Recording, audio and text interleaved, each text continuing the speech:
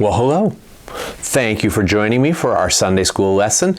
We are talking about Samson, right? Who was sort of God's superhero, had amazing strength, and was working to set Israel free from the Philistines. Do you remember that?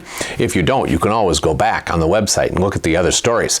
But now we're going to talk about, well, the story gets kind of sad. So you just need to be ready for that.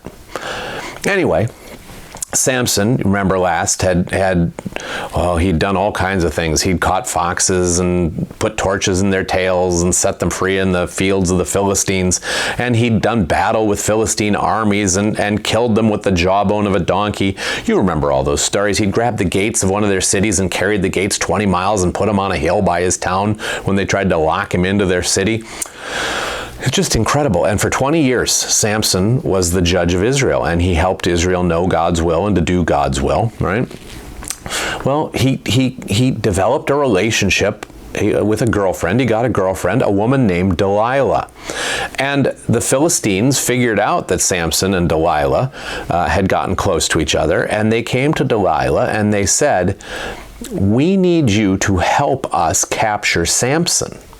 And of course, she didn't want to do it at first. And each of the 5 kings of the Philistines said to her, "We will each give you 1,100 pieces of silver." 1,100 pieces of silver. So that's 5,500 pieces of silver. This is just an incredible amount of money.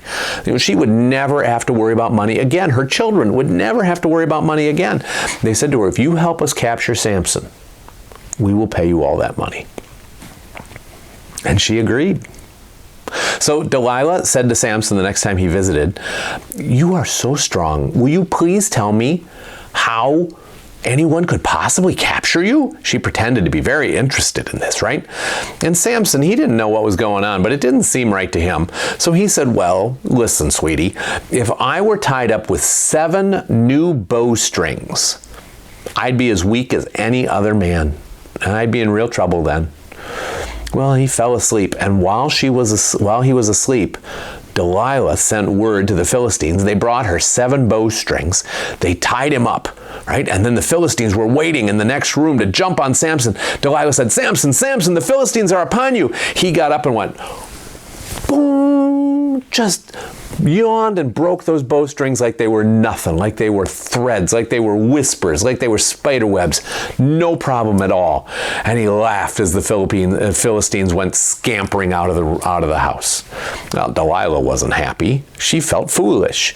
Said, "Samson, you lied to me. Why would you lie to me? Now you tell me what it would take to make you just like a normal person."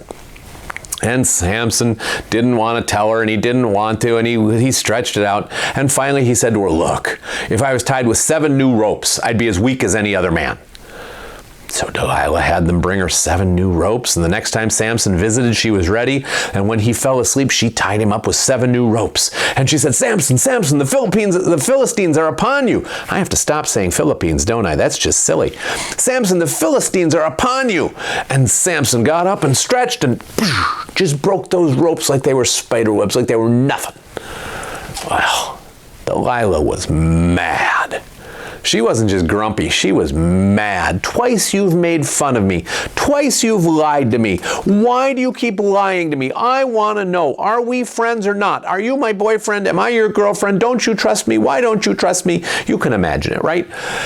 And finally Samson said to her, "Look, if you wove my hair into a loom while I was asleep," you know what a loom is, those big things that you use to make cloth.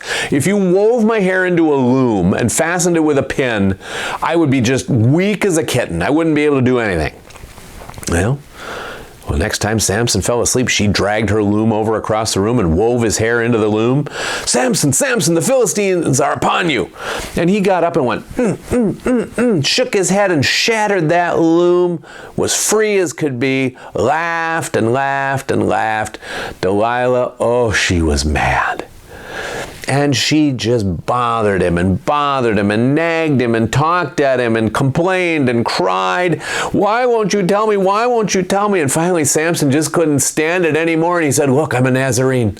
I've been set aside by God my whole life. My hair has never ever been cut. Right? There's some other rules too, but that's the big one. I've never cut my hair. I've cut my hair, I lose my strength. God's spirit will depart from me. And Delilah knew that he'd been telling her the truth.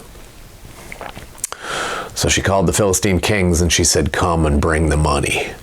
Bring your soldiers. So when Samson visited her next time, he fell asleep and he had his head in her lap, and she called over a barber who shaved Samson's head. And then when all the hair was gone and the strength of the Lord had left Samson, Delilah said, Samson, Samson, the Philistines are upon you.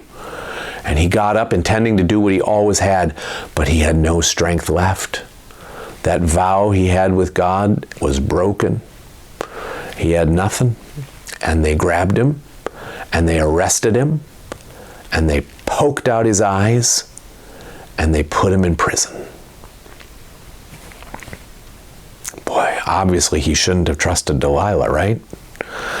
But what a terrible thing to happen. What an awful thing. The story's not done. God never leaves us, you know. There's always a path back. Next week, we'll find out how Samson found his way back into the power and the strength of the Lord, into the service of the Lord. But right now, Samson is blind and he's in prison. He has no hair. Delilah's got 5,500 pieces of silver. The people of Israel are weeping because their judge has been taken. And the Philistines are feeling awful good about themselves. And that's where we'll end it. You take care. You protect yourself and your families. Keep the rules of God and of your families. Study hard in school. I can't wait to see you. Bye-bye.